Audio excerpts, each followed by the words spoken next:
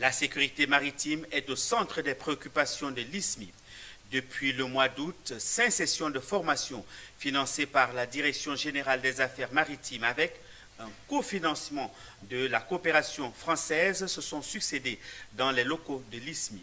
Les dernières en date se sont déroulées en parallèle du 8 au 12 septembre 2025. L'une sur l'initiation à la sécurité maritime destinée aux conducteurs de pirogues et pinasses pour prévenir les accidents et améliorer la sécurité du transport lagunaire, l'autre sur la lutte contre le narcotrafic par voie maritime adressée aux agents de l'action de l'État en mer. La fin de ces séminaires était marquée par une cérémonie de remise de diplômes aux participants, cérémonie suivie par Philippe Zabo qui nous en parle dans ce reportage.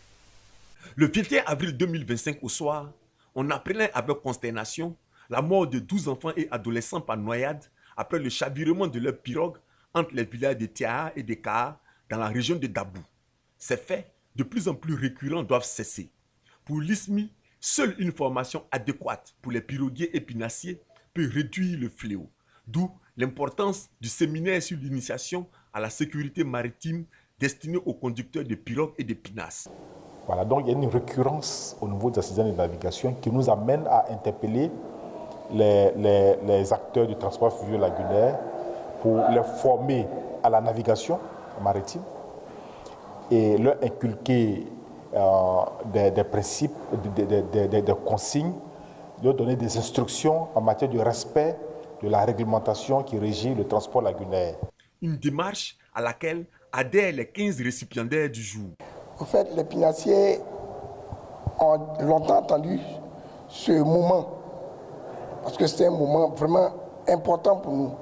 Pourquoi? Parce qu'avec le monde que nous transportons par jour, 120 000 personnes, plus de 120 000 personnes jour, en tout cas, il était légitime d'avoir cette formation.